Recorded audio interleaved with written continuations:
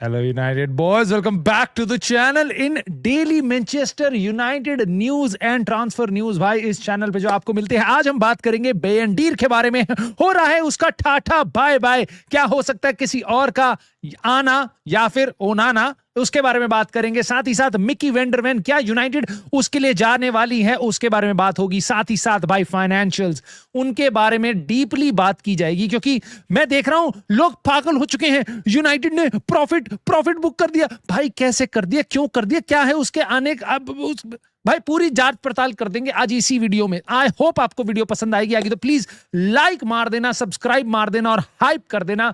और साथ साथ भाई कमेंट करके अपने थॉट जरूर बताना, और कमेंट आपने करना है इस बारे में, क्योंकि है आज हैप्पी बर्थडे हमारा जीसन पार्क का। भाई एकदम आइकॉन, भाई हमारा यूनाइटेड का आइकॉन।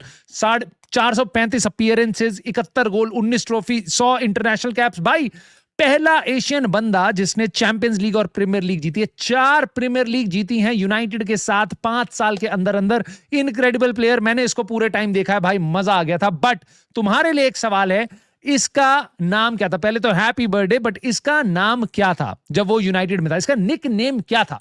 निक नेम क्या था पार्क जी संग का?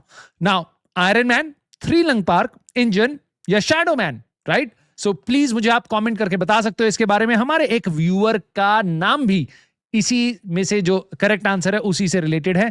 सो लेट मी सी कितने लोगों को ये नाम सही से पता है। बट मोर इंपॉर्टेंटली अब आते हैं हम डेली न्यूज पे। सो बेसिकतास जो क्लब है वो हमारे पे एहसान नहीं कर, मतलब बेसिकली वो हमारा प्लेयर लेने आ रहा है, अल्टाय बेयनडीर, जिसको यूनाइटेड बहुत फैन फेयर के साथ लाई थी 1 मिलियन में, राइट? सो अब उसको हम बेचने की बात कर सकते हैं। 4-5 मिलियन में वो बिक जाएगा मेरे ख्याल से, 3.5-4 मिलियन के आसपास पाउंड में वैल्यू होगी उसकी, और इस समर में वो बिक सकता है। और ये कहा जा रहा है भाई कि ये न्यूज जो आ रही है इस टाइम पे, ये टर्की से आ रही है। ना अल्टाय बेयनडीर खुद टर्की इंटरनेशनल टीम में है, मतलब बेसिकली ये टर्की से आता है। अभी हम लाए भी तो उसको टर्की से थे, और अब वो जा भी टर्की में रहे। तो I am pretty sure English journalist को जितना पता होगा, मे भी हो सकता है टर्की के जर्नलिस्ट को ज्यादा पता हो। बेसिकतास के क्लोजर हो, अल्टाय बेयनडीर के अपने कनेक्शंस के क्लोजर हो, तो वो एक खबर पहले निकाल रहे हैं। That is not a big surprise. Now I just hope कि ये खबर ट्रू हो, क्योंकि टर्की से आई हुई खबर हमारे को नहीं पता कि कितनी रिलायबल ये सोर्स है या नहीं है। So maybe it's a false, but it is very much likely कि यूनाइटेड इसको ऑफलोड करना चाहेगी, क्योंकि he is not the good replacement of सनी लामंस राव। नाउ इसके बाद मेरे को डर लगता है, क्योंकि आज तक मैंने इस पूरे पिछले कुछ महीनों में athletic, Ben Jacob's, Fabrizio Romano, किसी को भी गोलकीपर के बारे में बात करते हुए नहीं सुना। और क्या इससे मुझे डर लगता है भाई, सीजन के एंड में उसकी वापसी होने वाली है। समझ गए हो तुम किसकी बात कर रहा हूं मैं? उसकी वापसी होने वाली है भाई, वो आ रहा है, टर्की से ही आ रहा है, टर्की से ही आ रहा है भाई। और इस चीज का मुझे डर लग रहा है। क्या हमारा प्लान ये है कि अब सानी लामंस और आंड्रे ओनाना नेक्स्ट ईयर हमारे गोलकीपर 2 ऑप्शंस होंगे? अगर ऐसा होगा तो भाई मैं नहीं समझ सकता। एक तरफ कुआं एक तरफ खाई वाली पहली जो सिचुएशन थी हमारी बेयनडीर और ओनाना के साथ, अब एक तरफ कुआं, एक आई डोंट नो, एक तरफ मिठाई एक तरफ खाई, ये वाली सिचुएशन हो जाएगी सानी लामंस और ओनाना के साथ। सो दैट इज मेरे को नहीं अच्छी लग रही है चीज, सोच के भी कि आंड्रे ओनाना की वापसी होगी। कितना प्रेशर होगा अगर वो किसी गेम में खेलने भी आएगा। आप प्लेयर के बारे में भी सोचो। सो आई जस्ट होप भाई, पहली चीज तो अच्छी बात है कि बेयनडीर की डील हो जाए। उसके बाद मैं ये भी चाहूंगा यूनाइटेड किसी और बैकअप गोलकीपर को ले आए, रादर देन आंड्रे ओनाना को लेके आए वापस। Now moving on to the next news जो बहुत इंपॉर्टेंट है भाई, मिकी वैन वेन। नाउ ये पिछले कुछ दिनों में खबर आ रही थी कि देखो टॉटनहम में रेलीगेट हो सकती है, रोमेरो बिकेगा या मिकी वैन वेन बिकेगा, और यूनाइटेड के साथ उसको लिंक किया जा रहा था। नाउ अच्छी बात यह है यहां पे, और मैं तुम्हें बताऊंगा क्यों अच्छी बात यह है। फब्रिजियो रोमानो ने आके बोल दिया कि मिकी वैन वेन के लिए यूनाइटेड इस टाइम पे एडमायर तो करती है, बट कोई भी कॉन्वर्सेशन नहीं चल रही है, कोई भी कॉन्वर्सेशन नहीं चल रही है उसके। मेरे को ये चीज क्यों अच्छी लग रही है वो ये है, उसका रीजन ये है कि देखो, मेरे को ऐसा लगता है टॉटनहम का one of the best player है मिकी वैन वेन हमारे अगेंस्ट। भाई उसने पूरी पिच की लेंथ पे, उसको स्पीड में आप बीट नहीं कर सकते, पिच की लेंथ पे पूरा भाग के उसने गोल भी मारा था पिछले साल। और पिछले साल हमारा अपना यूरोपा लीग फाइनल में गोल लाइंस क्लियरेंस करी थी रास्मस हॉयलैंड के गोल की। सो वैसे भी आप देखोगे इसको, बहुत ही फिजिकल, बहुत ही इंटेंस, बहुत ही स्पीडी, बहुत ही बढ़िया प्लेयर है भाई, बहुत क्वालिटी प्लेयर है। प्रॉब्लम मेरी है इंजरी इसको काफी रहती है, हैमस्ट्रिंग वगैरह। जितना ज्यादा ये भागता है, जितना स्पीड से भागता है, उतना ही ज्यादा इसकी मसल पे इसको इंपैक्ट पड़ता है और ये बार बार इंजरी टेबल पे जाता है। तो नाउ अगर आप टॉटनहम हॉटस्पर्स जाओगे और उनको कहोगे हे आपका मेन जो सेंटर बैक है वो हमें चाहिए, तो टॉटनहम हॉटस्पर्स आपको बहुत महंगा प्लेयर देगी और मैं नहीं चाहता हम इतना ज्यादा पैसा लगाएं। यस, ईपीएल का एक्सपीरियंस और बढ़िया प्लेयर मिलेगा, बट इंजरी क्राइसिस और वो भी डिफेंस में, जहां पे इस टाइम पे हमारे पास लीचा और मैग्वायर और डीलिट ऐसे प्लेयर्स हैं।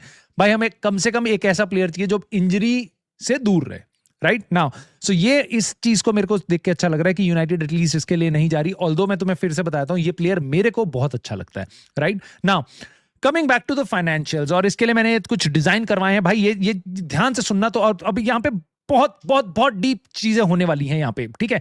सो तुम्हारे को अपना ध्यान लगाना पड़ेगा यूनाइटेड के लिए, और ये कौन से रिजल्ट्स हैं।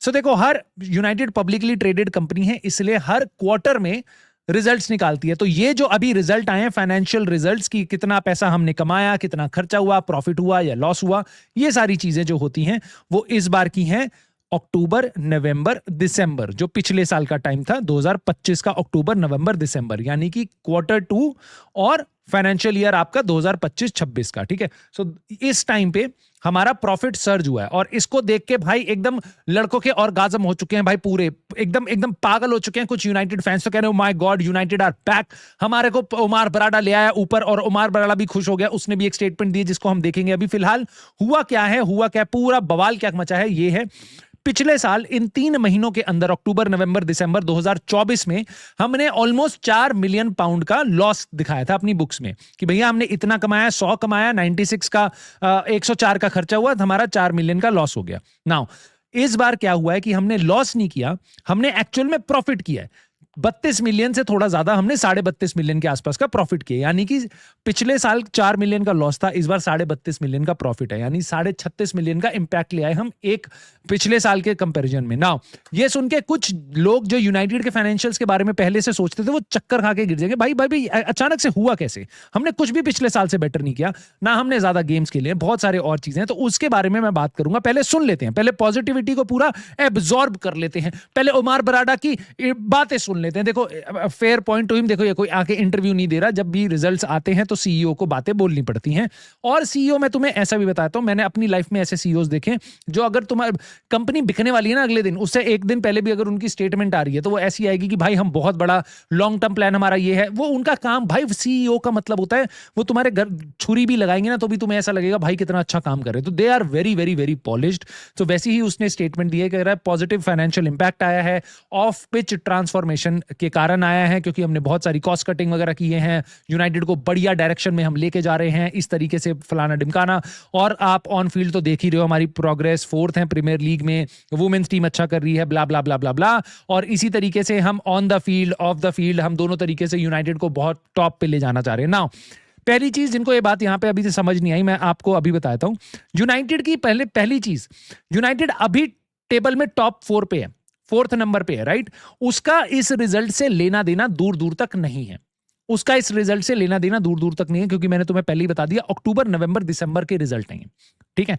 उसके बाद जिस तरीके से हम टॉप 4 में पहुंचे हैं, आई डोंट थिंक सो उमार बराडा को उसके लिए ताली मिलनी चाहिए, उसको एक्चुअल में उसके लिए गाली मिलनी चाहिए। रीजन उसका ये है क्योंकि ये प्लान नहीं था उमार बराडा का और जेसन विल्कॉक्स और तुम्हारे सर जिम रैटक्लिफ का प्लान नहीं था कि रूबेन एमरिम के साथ दिसंबर तक जाएंगे, उसके बाद उसको सैक कर देंगे, फिर माइकल कैरिक आएगा, उसके कारण हम टॉप 4 में आ जाएंगे। ना हम मिडफील्डर साइन करेंगे समर ट्रांसफर विंडो में, ना हम करेंगे विंटर ट्रांसफर विंडो में, इस तरीके से हम टॉप 4 में आए। नहीं, सॉरी, वो हमारा प्लान नहीं था। हम टॉप 4 में इसलिए हैं क्योंकि लिवरपूल एकदम ही घटिया खेल रही है, सिटी हमें पता था अच्छा खेलेगी, आर्सेनल अच्छा खेलेगी, इस बार एस्टन विला आ गई है, वरना हमें उम्मीद थी शायद चेल्सी भी अच्छा खेलेगी। सो हम अपनी किस्मत बहुत दाद देनी पड़ेगी। आई जस्ट होप हमारी किस्मत इतनी अच्छी हो अगले साल भी, क्योंकि अगले साल न्यूकासल, टॉटनहम हॉटस्पर ये सब चैंपियंस लीग नहीं खेल रहे होंगे, ये सब वापस कूद के आएंगे, राइट। और हम जिस तरीके से वहां पहुंचे हैं, थैंक गॉड टू भाई माइकल कैरिक के अंडर आके जो इतना स्टडी हो गया है शिप इतनी जल्दी,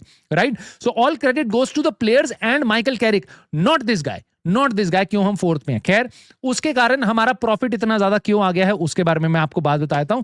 लेकिन हमारा जो रेवेन्यू है, जो हमारे जो बेसिकली हमारी इनकम हुई है, ये बहुत बड़ा कंसर्न है, क्यों हमारी रेवेन्यू कम हो चुका है, कितना ज्यादा कम हो चुका है। और बेसिकली ये चीज आप थोड़ा सा भी लॉजिक के साथ समझ सकते हो क्यों हुआ है।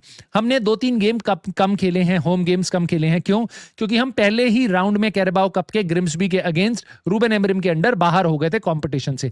अगर उस कंपटीशन में हम रहते तो 2-3 गेम हम एक्स्ट्रा खेलते। उसके कारण मैच डे रेवेन्यू, जो आप टोटल कमाई कितनी करते हो, कॉमर्शियल रेवेन्यू होता है, एडिडास कितना पैसा दे रहा है, टीजोस कितना पैसा दे रहा है, ये कॉमर्शियल रेवेन्यू। दूसरा होता है आपका मैच डे रेवेन्यू, फैंस जो जाएंगे वो पैसा लेके आएंगे, राइट। नाउ इसमें एक कंसर्न ये है कि ऑल्दो हमारा बहुत ही थोड़ा सा 5% कम हुआ है मैच डे रेवेन्यू, यानी कि 2.5 मिलियन ही कम हुआ है।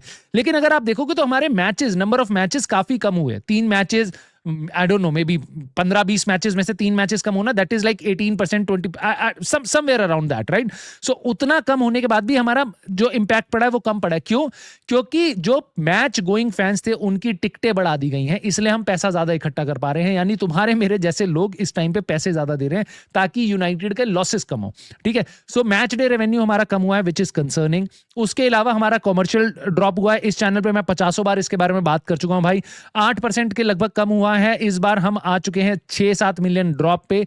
और क्यों कम हुआ है? क्योंकि टीजॉस, जो हमारा ट्रेनिंग स्किट पे टीजॉस लिखा होता था, उसके साथ हमारी स्पॉन्सरशिप डील खत्म हो चुकी है। सो साल में 24 मिलियन, यानी हर क्वार्टर में ऑलमोस्ट 6 मिलियन का वो लॉस है। वो लगभग इतना ही हमारा कॉमर्शियल रेवेन्यू ड्रॉप हुआ है। साथ ही साथ भाई एडिडास के साथ हमारी जो डील थी वो ये थी कि अगर चैंपियंस लीग हम किसी साल नहीं खेलेंगे तो साल में आपको 10 मिलियन का लॉस होगा। जितना एडिडास हमें कॉमर्शियल रेवेन्यू देती है कि हम आपके स्पॉन्सर हैं, हम आपको इतना पैसा देंगे हर साल का, चैंपियंस लीग ना होने पे हर क्वार्टर में, हर 3 महीने पे वो 2.5 मिलियन कम देंगे, यानी हर साल में आपको 10 मिलियन कम देंगे। सो उसके कारण, इन चीजों के कारण कॉमर्शियल लॉस हो रहा है। और कुछ चीजें इसमें से ऐसी है जैसे टीजॉस वाली है, आप स्पॉन्सर ला सकते हो और उसके लिए उमार बराडा को जाके स्पॉन्सर्स लाने चाहिए, रादर देन यहां पे आके अच्छी अच्छी बातें करनी चाहिए। उसको जाके स्पॉन्सर्स हमारे लिए लाने चाहिए ताकि हमारे ये लॉसेस ना हो, राइट। लेकिन वो कर क्या रहे हैं? वो जो मैच गोइंग फैंस आ रहे हैं उनकी टिकट के प्राइसेस बढ़ा रहे हैं। और उन्होंने बेसिकली जिस तरीके से नीचे किया वो मैं आपको बताता हूं, प्रॉफिट किस तरीके से अर्न हुआ इस बार। बट फाइनली आगे बढ़ने से पहले भाई आप ये देख लो, टोटल जो रेवेन्यू था हमारा, टोटल रेवेन्यू यानी कि कॉमर्शियल और ये सारा मिला मिलू के, उसका डिक्लाइन हुआ है ऑलमोस्ट 4% के आसपास, 4.25% के आसपास। 8 मिलियन का हमारा रेवेन्यू, यानी कि जो आपकी इनकम है वो कम हुई है इस क्वार्टर, पिछले क्वार्टर के मुकाबले में, यानी Q2 लास्ट ईयर उसके मुकाबले इस साल का Q2 में आपकी इनकम कम हुई है। तो अब आप कहोगे भाई अगर इनकम कम हुई है तो प्रॉफिट कैसे हमने कमा लिया, राइट। हम जेब में पैसा लेके कैसे घूम रहे थोड़ा सा ज्यादा, राइट। क्योंकि इस बार आपने खर्चे कम किए। रिलायंस थी कॉस्ट कटिंग पे, और बेसिक चीज क्या थी उसमें, फर्क क्या था? हमने इस साल 450 लोगों की सैलरी नहीं दी है। हमने इस साल चैंपियंस लीग में ना रहने के कारण अपने प्लेयर्स को फुल वेजेस नहीं दिए, ठीक है। 25% उनकी सैलरी कटी है, बोनसेस कटे, राइट। इन चिंदी चीजों के कारण हमारे को इस बार प्रॉफिट हुआ है ना। मेरा सबसे बड़ा सवाल यही है, क्या हम यहां पे हमें प्रॉफिट ना होने के कारण खुश होना चाहिए? मैं उस चीज में बिल्कुल नहीं मानता, मैं आपको बताता हूं क्यों। बट मोटी बात यह है, सबसे बड़ा कंसर्न ये है, जो ये लास्ट फोटो है मेरी तरफ से भाई, स्काई लेवल पे जा चुके हैं भाई हमारे डेट। हमारा डेट है इस टाइम पे 1.3 बिलियन पाउंड। ये बढ़ता ही जा रहा है भाई। जो आप ट्रांसफर कर रहे हो उसमें आपने इतना सारा पैसा देना है पिछले वाले ट्रांसफर्स का। इस बार जो आपने ट्रांसफर लिए थे वो क्रेडिट कार्ड पे लिए हैं, उन सब का इंटरेस्ट लगे जा रहा है। तो आपका जो डेट है, जो कर्जा है क्लब पे, वो बढ़ता ही जा रहा है। कुछ सालों में, 2 साल में इनियोस के अंडर ही अंडर भाई ये बढ़ता ही जा रहा है और बढ़ता जा रहा है, हर दिन, हर वक्त, हर पल, हर क्वार्टर में, राइट। सो अब लोग खुश क्यों हो रहे हैं यहाँ पे कि आपका प्रॉफिट हो गया? क्योंकि एक आपको चीज दिख गई, वहां पे प्रॉफिट हुआ है इस क्वार्टर में। हालांकि ये बहुत ही शॉर्ट टर्म फिक्स है, क्योंकि आप हर बार 450 लोगों की सैलरी कम नहीं करोगे। अगले साल आपका क्या प्लान है? May be you get a champions league football, but क्या आप चैंपियंस लीग फुटबॉल के साथ अपनी टीम में 350-400 मिलियन इन्वेस्ट करोगे ताकि अगले साल वापस आप चैंपियंस लीग फुटबॉल में हो, टॉप 4 में एंड अप करो? I don't think so. जिस तरीके से क्लब को रन कर रहे हैं, जिस तरीके से इन्होंने खर्चे रोके हैं, आई डोंट थिंक सो कि एलियट एंडरसन अगली बार ये समर में बिक रहा होगा। सिटी जाएगी कि भाई हम दे रहे हैं तेरे को 2.5 लाख की सैलरी, तो यूनाइटेड कहेगी दे ले भाई 2.5 लाख की सैलरी हमारे पास आ जा। नहीं, यूनाइटेड ये नहीं करेगी। जो कॉस्ट कटिंग मेजर्स हैं, जिस तरीके से कॉस्ट कटिंग में Ineos, sir Jim Ratcliffe, Omar Berrada ये सब चल रहे हैं, ये बोलेंगे भाई हम सस्ता प्लेयर लेके आएंगे जिसकी सैलरी कम हो। नेक्स्ट हम सेकू कोने लेके आएंगे, लेकिन एलियट एंडरसन को हम जाने देंगे। हमने अभी अपनी आंखों के सामने सेमेन्यो को जाते हुए देखा है। हम और भी ऐसे प्लेयर जाने देंगे। क्यों? क्योंकि इस टाइम पे हमारा पूरा फोकस है कॉस्ट कटिंग, चाहे इनको ब्रूनो फर्नांडिस को बेचना पड़े। सो जो लोग आज खुश हो रहे हैं ना, ये वही लोग हैं जो ब्रूनो फर्नांडिस के जाने पे भी खुश होंगे, क्योंकि हमारे को प्रॉफिट हो गया। और मे बी सेमेन्यो के जाने पे भी खुश थे, मे बी एलियट एंडरसन के जाने पे भी खुश होंगे, या फिर इनको समझ ही नहीं है, या फिर ये एकदम हिपोक्रेट है, राइट? सो मेरे को एज अ यूनाइटेड फैन मेरे को देख के हर दिन दर्द होता है कि जिस तरीके के फाइनेंशियल रिजल्ट्स हैं, और उससे ज्यादा दर्द होता है कि किस तरीके के बेवकूफ यूनाइटेड फैंस हैं जो इसको देख के खुश हो सकते हैं। भाई मोटी बात मैं आपको इतनी बता देता हूं कि यूनाइटेड, मैं बार बार बोलता हूं, अगर आप फुटबॉल क्लब को ओन करते हो, इट इज लाइक आपके पास फरारी गाड़ी है, राइट? आप उसमें पेट्रोल 95 का 96 रुपए हो गया, आप उसमें छाती नहीं पीटते। बजाज प्लेटिना वाला पीटेगा कि भाई मेरे पेट्रोल का प्राइस बढ़ गया। फरारी लेने के बाद आप ये चीजें नहीं कर सकते, ठीक है, कि टायर में हवा भरवाऊंगा तो 10 रुपए लग जाएंगे, नहीं, तब आप ये चीजें चिंता नहीं करते। अगर आप फुटबॉल क्लब ओन करते हो, बिलियनियर्स ओन करते हैं, तो वो पैसा फेंकते हैं क्लब के ऊपर। इसके लिए ही यूएफा ने और फुटबॉल एसोसिएशन, इन सब ने लॉसेस की लिमिट रखी है कि भाई आप हर साल लेट से 30 बिलियन का लॉस झेल सकते हो, और लॉस कर लो और लॉस कर लो हर साल, लेकिन कैप लगा रखा है, बट कर लो, कोई दिक्कत नहीं है, ठीक है। प्रॉफिट, हम इकलौता क्लब है जो प्रॉफिट कमाना चाह रहे हैं, जबकि कोई भी और क्लब भाई कमाना नहीं चाह रहा, कोई भी बड़ा क्लब। वो कह रहे हैं भाई लॉस हो जाए थोड़ा बहुत हम झेल लेंगे, टीम टॉप पे होनी चाहिए। हमारा एकदम उल्टा हिसाब है। सो ये देख के मुझे दर्द होता है। खैर, मैं तुम्हारे कमेंट देखना चाहूंगा भाई, यूनाइटेड के फाइनेंशियल से रिलेटेड तुम्हारी क्या समझ है वो बताना। मीडिया में क्या चल रहा है वो तो तुम देख ही रहे हो। साथ ही साथ भाई तुम्हारी क्या राय है, मिकी वेंडरवेन, क्या उसको हमें साइन करना चाहिए? क्या तुम बेंडीर के जाने से खुश हो? और क्या तुम्हें लगता है ओनाना नेक्स्ट ईयर हमारे साथ ही होगा, सानी लामंस के साथ कंपीट करेगा? और साथ ही साथ भाई तुम्हारा जी संग पार्क का जो निकनेम है उसका कमेंट मुझे करके बताना आंसर क्या है। And I will see you soon in the very next video.